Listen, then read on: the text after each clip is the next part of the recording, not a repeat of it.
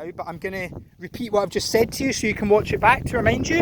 Okay, so what we're doing here with young Ted, Ted already is exceptionally well trained to, and got a great recall to a certain point, to the whistle.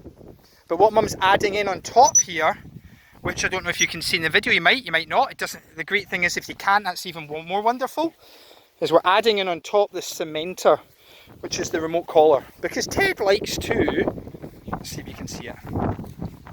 Now what you could have done, see as he was walking back to you, yeah. See as even when he turned, if he beat you to it, still tap that and add the whistle, right? So even though he's on his way to you.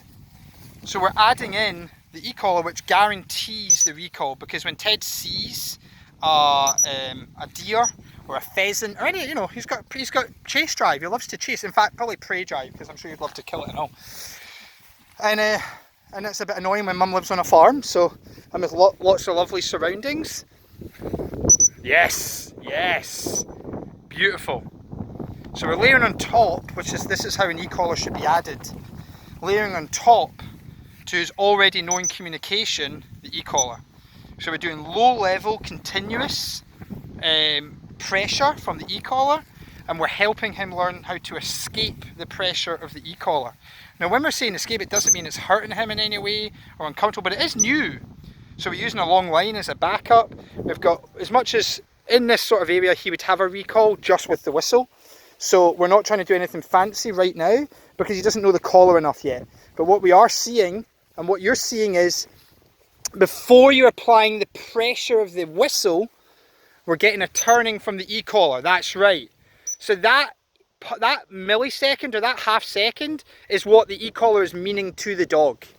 Do you know what I mean? So we're layering that on top. And also what's happening really is Mum is learning how to have this new sensation for her, which is controlling this handset on top of the whistle. Brilliant. Take your time. Make sure. So I would I've just waited until I would have held it a bit longer to get the head turning. Okay. He's at that level right now. We could have held it a wee bit longer. Or because you're so, when you're in single digits, when you're so low, you can turn it up a wee bit as well, okay? So, yeah, good, nice. And you could add verbal markers, yeses and good boys and all that. Mum's already done that, and the whistle is taught that. So that was an opportunity there. Did you see that? He was like away from you, so stand where you are. Okay, pressure first. Yes, yes, good boy. Beautiful.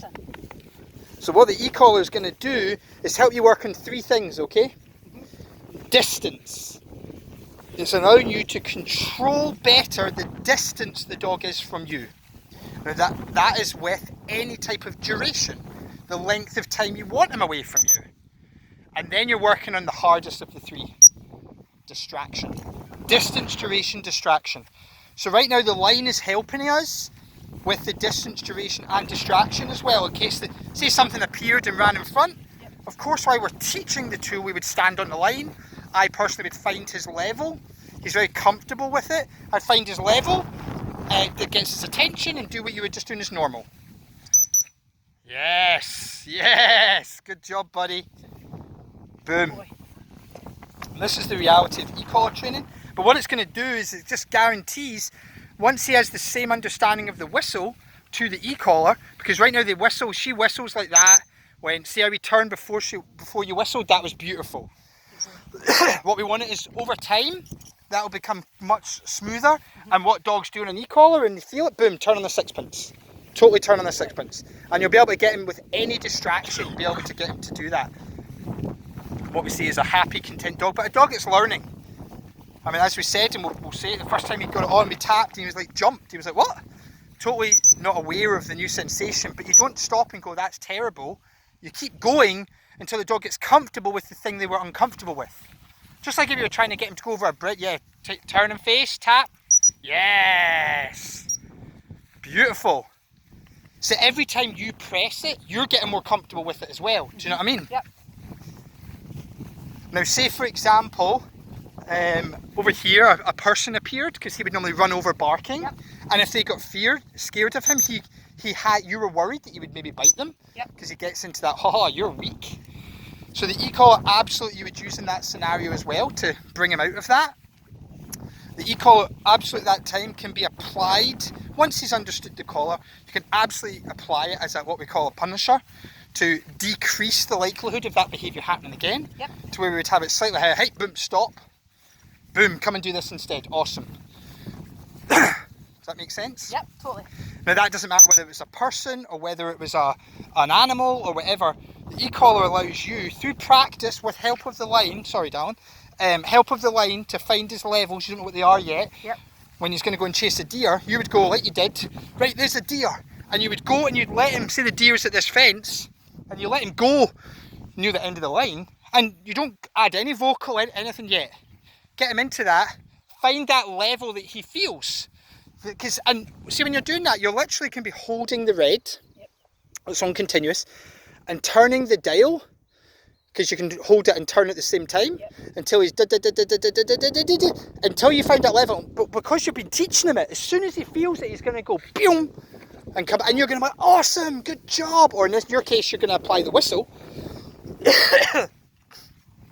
Then you're going to go, oh, that was a 27. Oh, that was a 42. Oh, that was a 6. Oh, it was 100. So it's whatever the dog needed at that time. Right, okay. Does that make sense? Yep.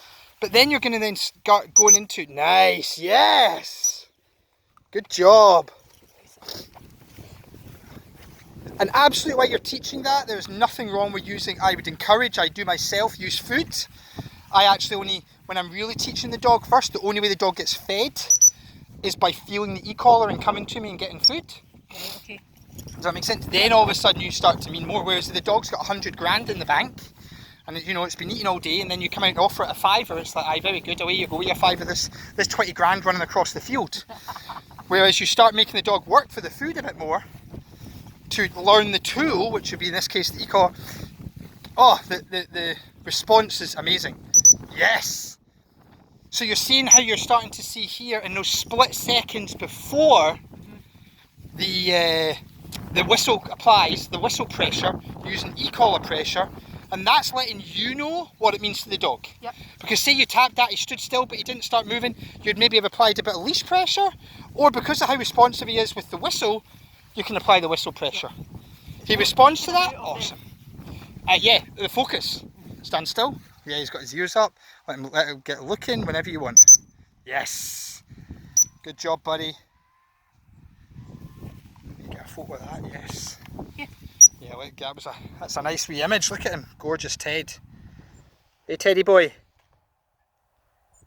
Beautiful. That's nice. Yes, brilliant.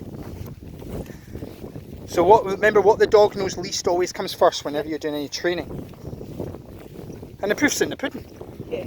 You know, this is how what people that use remote collars call them freedom collars, you know, or invisible leashes, or seat belts. It just gives, you know, and all these other analogies that gives you the freedom, the dog the freedom, but the dog really understands what it is you're looking for. Now, one thing people are really quick to do is go, right, get that line off.